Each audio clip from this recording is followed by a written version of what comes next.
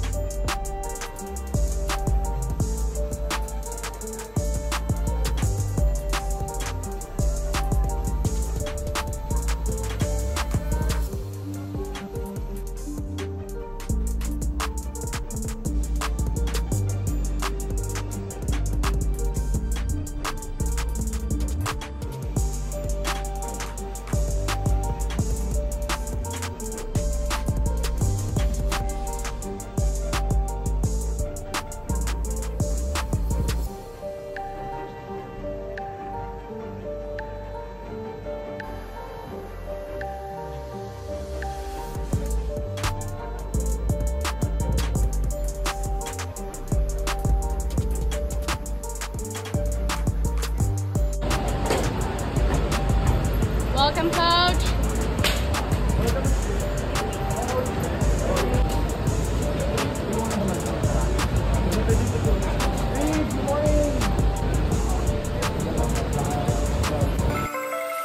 Makakaharap ng Team USA sa group phase ang Jordan, New Zealand at Greece. Sa MOA Arena ang court na paglalaroan ng mga Americans. Samantala, Stephen Curry sinabing siya ang best point guard ever sa isang show ni Gilbert Arenas. Walang alin lang ang sinabi ni Steph na siya at si Magic Johnson daw ang best point guard ever at tinatanong pa ba daw yan? Obvious na ang sagot, dagdag pa ni Stephen Curry. Are you the best point guard ever? Yes.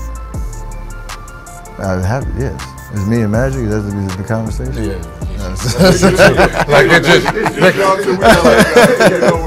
you know, because, you know, as we can look at stats all day, right?